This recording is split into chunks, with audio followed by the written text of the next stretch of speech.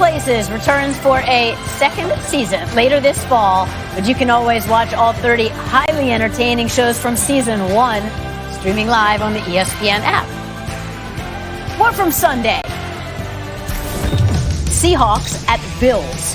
Buffalo showing they are not just good on defense, they are also good on offense. Josh Allen lit up a struggling Seahawks defense with 4 touchdowns, 3 by air, 1 on the ground. Russell Wilson with 4 turnovers looked uncomfortable in the 44-34 loss. Dolphins Cardinals showcased a great showdown between young dual-threat quarterbacks. Kyler Murray shined with 3 touchdowns and more than 100 yards rushing. Tua was night and day better than his first start last week, showing off mobility and accuracy, hitting tight windows, 248 yards, 2 touchdowns, and now 2 NFL wins. So Bills and Dolphins are at the top of the AFC East. The Bills are 7-2. They're 4-0 in the division. But let's start with Tua and the Dolphins. Let's do that. Yeah, I mean, what are you seeing? The eye test says, yes, Miami, we have liftoff. It is amazing. In one game, watch these plays. In one game, he was able to show all the things that you want a young quarterback to be able to do, to tell you, I'm going to be around for 10 years. The first play we're going to show you, look at the location. Set up, find the back shoulder, not away from the defender. That's subtlety, right? Then look at the mobility. We knew that off of the hip injury, what kind of mobility, making people miss in the pro game you wanted to see. Then watch this. Step up, find out the open guy, and deliver. Classic quarterbacking that you want to see. And then you've got the athleticism. I mean, this is, name it, anybody. There's all kinds of guys that have tried to make this play, and only 3 or 4 in the history can make those kinds of, well, maybe a few more than that, but that's a really remarkable play. And then look at the finish, the touch, and what I say, finish. A guy that can go put it in the end zone. Tua showed all of that yesterday. I think, you know what, that's a hard, to me, everyone wondered, why did Coach Flores replace him in the middle? Because he saw this. This is a kid that has no ceiling. None. Super fun. Why are you smiling so much? It's almost like you see. Because he's lefty. Thank you. I was waiting on that. I was wondering. There's only one lefty in the last 20 years, Boog. There's a conspiracy. Thank you. They're trying to keep us out, and Tua got through, and he's going to be one of the great. There we go. All right, well, let's talk about the Bills. Josh Allen, he looks really impressive, too. Just his confidence that he has of being able to extend plays. You just got through showing Tua. Let's look a little bit at Josh Allen and what he does for his team. Being able to extend plays, you already gave us statistics from yesterday, but really what stands out to me, being able to deliver the ball to all of his pass catchers. 82 completion percentage yesterday going against Russell Wilson. Everybody's talking about Russell Wilson. Let Russell cook. Let Russell cook. Well, guess what? Josh Allen and that offense and that defense had something to say with that hot Seattle Seahawks team coming in. Can he move at 6'6" or what? Can he move, Steve? The one thing that a lot of these quarterbacks, Tua, Kyler Murray, Josh Allen, what they're making look easy is how they're scrambling and moving around in the pocket. And you said this a couple of weeks ago, being able to steal the yards that the defense don't expect the quarterback to steal. There are what's so going on many out there. Yeah. You know what was neat about the Josh Allen performance? His grandmother passed away on Saturday night. Went out there emotionally on Sunday, and after the game collapsed into the arms of the offensive coordinator, Brian Daboll. And the Bills fans rallied around and donated tens of thousands of dollars to a children's hospital in memory of his grandmother.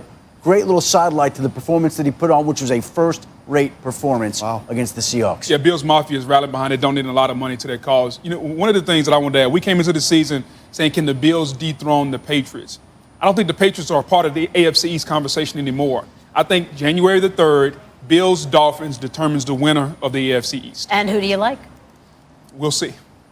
Oh, I think January the 3rd. Both of them have tough schedules. Okay, Buffalo has Pittsburgh. The Dolphins have Kansas City on their schedule. So they both have tough games. Other than that, they're both going to be favored in a lot of games. I think January the 3rd determines the AFC East. Buffalo's got Josh Allen long term. Miami looks like it's got a quarterback in Tua long term. The Jets may have Trevor Lawrence long term.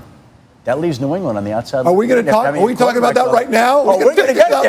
We're going to get there. Let's do this. All right, so the guys are pretty much counting out the Patriots halfway through the season. No, we're not doing that. 4 division games yet to be played, 2 of them against the Jets, and of course, that starts tonight.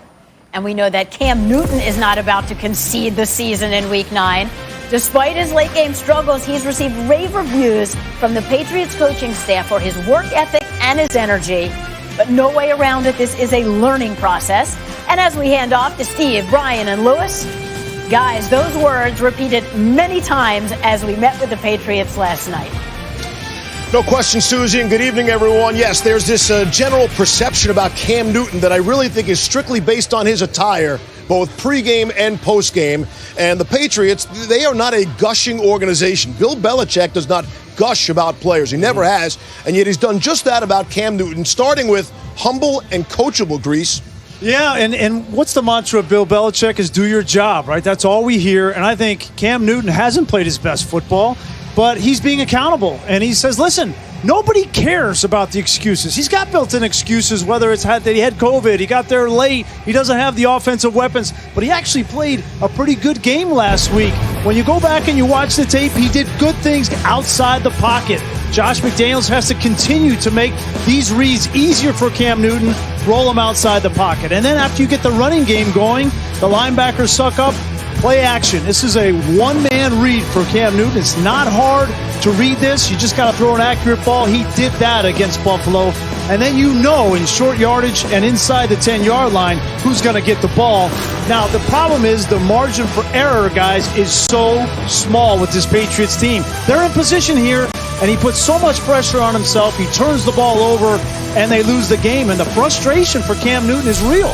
And tonight, this is the proverbial must-win for the Patriots. Could you imagine if they lost to the Jets after losing 4 straight? No, can't.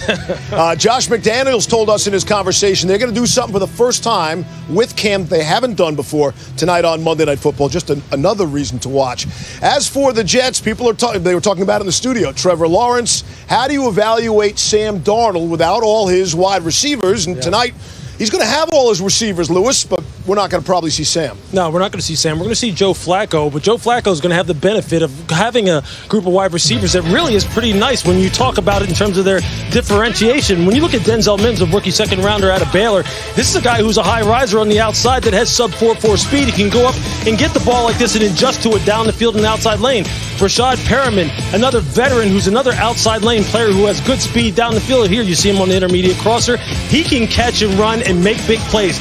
This is the guy who has to show up for him. Jamison Crowder, who works primarily in the slot. He's the guy who's going to move the chains on third down. He's the guy who's going to get the targets in the red area. He's the guy that when Joe Flacco needs it, that's who they're going to target. So now they have some weapons. It's just a matter of whether or not they can protect the quarterback, and those guys can beat man coverage.